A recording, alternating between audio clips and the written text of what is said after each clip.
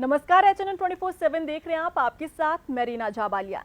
बिहार विधानसभा चुनाव को लेकर जहां सियासी दल तैयारी में जुटे हैं, तो वहीं उन्हें चिंता कोरोना काल में जनता तक पहुंच कैसे बनाई जाए, इसकी भी चिंता जोरों पर है। लेकिन इसी बीच जिस तरह की सुगबुगाहट राज्य के महागठबंधन में नजर आ रही है, उससे तो अंदेशा यही लग रहा है कि चुनाव से पहले महागठबंधन में कुछ न कुछ बदलाव जरूर देखने को मिल सकता है। दरअसल महागठबंधन के अंदरूनी हालात उल्टे दिख रहे हैं। लोकसभा चुनाव के दौरान कुनबे में विस्तार, दलों से समन्वय, रूठना मनाना, साझा रणनीति और सीटों के बंटवारे जैसे मसलों पर निर्णय विधानसभा में नेता प्रतिपक्ष तेजस्वी यादव लेते आए। कांग्रेस, हम, आरएलएसपी, वीआईपी और आरजेडी भी उनके फैसलों पर सहमति दिखाती नजर आती थी। लेकिन अब तेजस्वी बैक स्टेज पर खड़े नजर आ रहे हैं। महागठबंधन की ड्राइविंग सीट पर कांग्रेस दिख रही है। पिछले 3 दिनों से बिहार कांग्रेस प्रभारी शक्ति सिंह गोहिल अन्य घटक दलों से समन्वय बनाने की कोशिश कर रहे हैं। सार्वजनिक तौर पर दावा तो किया जा रहा है कि महागठबंधन में सब कुछ ठीक है और चुनाव की अधिसूचना के पहले तक सारे मसले सुलझा लिए जाएंगे। लेकिन कांग्रेस की अति सक्रियता बता रही है कि गुत्थी फिर उलझने वाली है। स्टीयरिंग से आरजेडी का नियंत्रण हटा तो बहुत कुछ उल्टा पुल्टा हो सकता है। गठबंधन से किसी भी पार्टी को इनकार नहीं है, लेकिन सवाल घटक दलों की भागीदारी को लेकर उठाए जा रहे हैं। शक्ति सिंह गोहिल की 3 दिनों की कवायद के बाद भी मामला डिनर डिप्लोमेसी से आगे नहीं बढ़ पाया।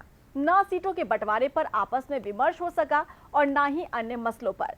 समन्वय समिति के लिए 15 महीने से मचल रहे जीतन राम मांझी का मामला भी जस का तस बना हुआ है।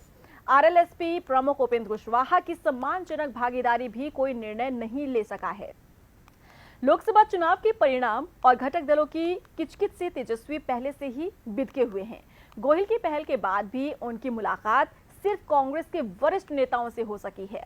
बाकी घटक दलों के प्रमुख नेताओं से तेजस्वी की दूरी बनी हुई है। न मांझी, न कुशवाहा और न ही मुकेश सहनी से बातचीत या फिर मुलाकात हो रही है। गठबंधन से संबंधित सारी बातें आरजेडी के प्रदेश अध्यक्ष जगदानंद सिंह की कर रहे हैं।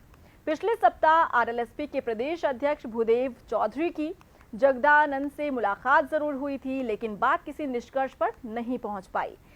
संवादहीनता की स्थिति जो पहले थी अब भी जारी है, यानी कि जो मुलाकात नहीं हुई या फिर बातचीत नहीं हुई या फिर दूरी बनाए रखी, वो अभी भी जारी है।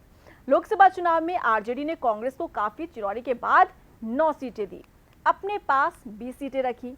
कांग्रेस ने 1 सीट जीतकर गठबंधन में अपनी प्रतिष्ठा बचा ली थी। अन्य घटक दलों का सूपड़ा साफ हो गया था। उसी आधार पर कांग्रेस कुछ ज्यादा सीटों की दावेदारी कर रही है।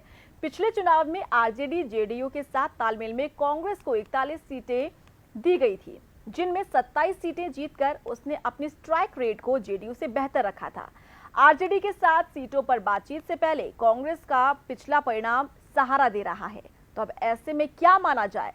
क्या महागठबंधन में टूट की स्थिति पैदा होगी या फिर समय रहते संभलने का मौका दिया जाएगा? हालांकि नजर सबकी बनी हुई है, लेकिन देखना वाकई दिलचस्प होगा। ऐसे ही तमाम अपडेट्स के लिए आप बने रहिए एचएनएन 24/7 के साथ। नमस्कार।